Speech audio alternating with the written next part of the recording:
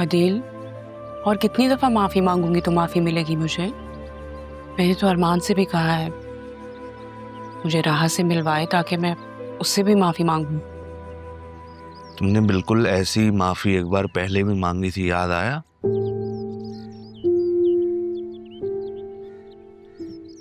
निकाह से पहले आप ही और राह से माफी मांगी थी ना।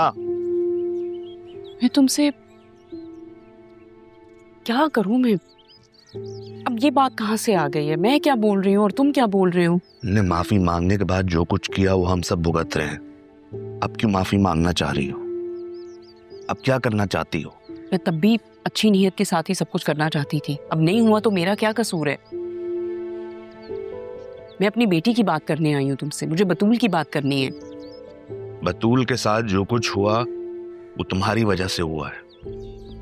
अदील, मैं चाहती हूँ कि बतूल इस ट्रॉमा से बाहर आ जाए जिसमें वो जाती जा रही है। बात करो अपनी बेटी से। मैं नहीं चाहती मैं अपनी बेटी खो दूं। उससे कहो कि वो इस टॉक्सिक रिलेशन से बाहर निकले। ये फैसला बतूल खुद लेगी, तुम्हारा काम नहीं है। मैं तुमसे कुछ कहना चाहती हूँ।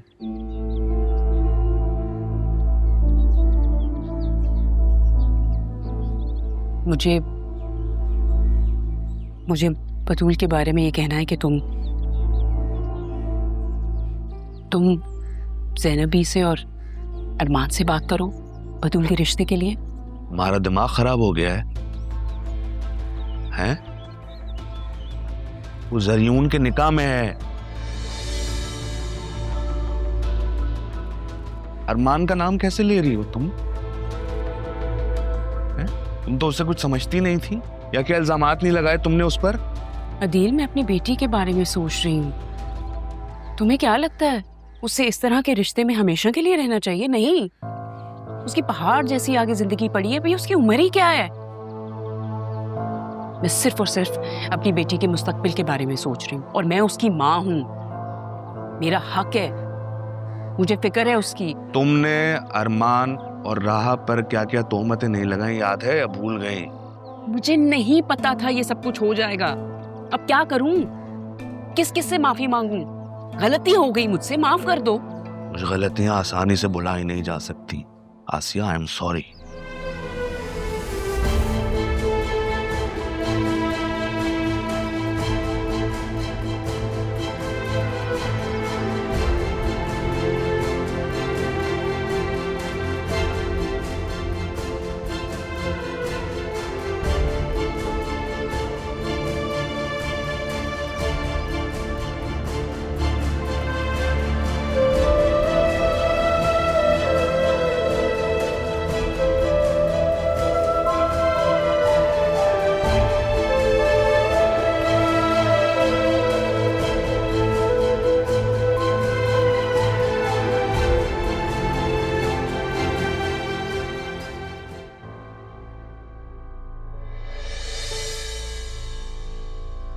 क्या हो गया? ऐसे क्यों घूर रही हैं?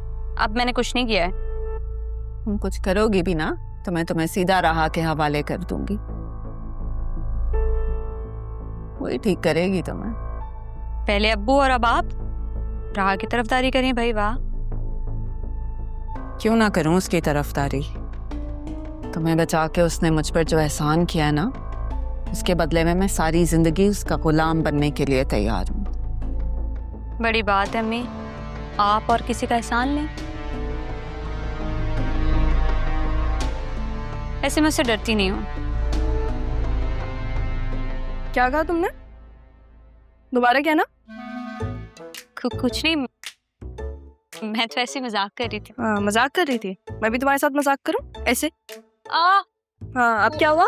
छोड़ो छोड़ो मेरे। अम्मी देख रही हैं आप? अम्मी, यही काबू कर सकती है तुम्हें? हाँ तो बड़ी बहन हूँ, मैं तो कर सकती हूँ। छोड़ तो दो। क्यों? अरे भाई क्या चल रहा है? कुछ नहीं, बस कान खिंचाई। तुम क्या ले आए हो इतना सारा? नहीं, वो कुछ मुनाफा हाथ लगा तो मैंने सोचा कुछ सामान ले आऊं। राह के लिए लेकर आए होंगे ना आप? नहीं बेटा, सबके लिए कुछ लाया हूं। ये देखो, तुम्हारे लिए मुझे ये बैग अच्छा लगा। देखो, क्या सच में आप मेरे लिए लेकर आए? हाँ भाई, और इसके अंदर चॉकलेट्स भी हैं। ओह वाह, थैंक यू अब्बू।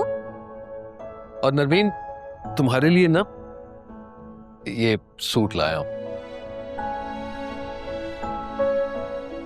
और अगर पसंद नहीं आया तो ये वापस भी हो सकता है।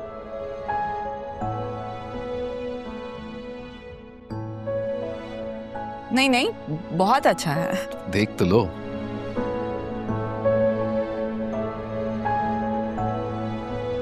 राहा के लिए कुछ नहीं लाया आप? अरे ऐसे कैसे कुछ नहीं लाया, लेकिन इसकी तो बस एक ही पसंद जानता था। बेटा बेटा, ये तुम्हारे लिए पिज्जा ले आया। हो वाह, पिज्जा। पहली दफा देख रही हो? हाँ पहली दफा देखे, इसलिए पहली बार मैं ही खाऊंगी। ठीक है। क्या मतलब तुम्हारे पास तुम्हारा बैग है, ये पिज्जा मेरा? अच्छा, जो बैग है वो खाते हैं क्या? शायद, लेकिन ये पिज्जा नहीं खाओगी तुम। तो तुम बैग खा लो, मैं पिज्जा खा लूंगी। ठीक है हाँ भाई खा लेना।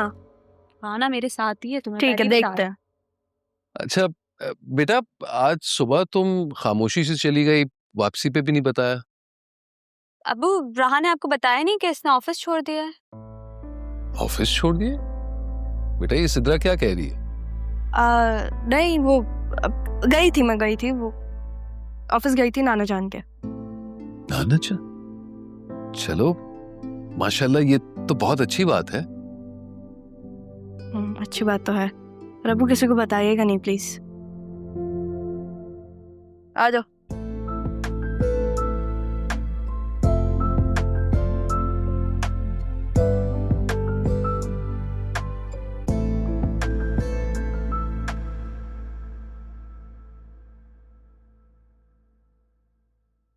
क्या बात है, सब कुछ ठीक है? जी जी अल्हम्दुलिल्लाह। लग तो नहीं रहा। क्या राह से बात नहीं हुई? ये आपकी एक्सरे मशीन हमेशा मुझ पर ही क्यों काम करती है? अच्छा तुम मुझे ये बताओ कि जो काम राहा का करने के लिए मैंने तुम्हें बताया था, उस लड़के की इन्वेस्टिगेशन का की या नहीं? कर दिया था। उस लड़के की इंटेरोगेशन हो रही है अब। सुबह से राहुल को कॉल कर रहा हूँ, मेरी कॉल ही नहीं अटेंड कर रही। पता नहीं अम्मी, उसका दिल मेरे लिए कब नरम होगा।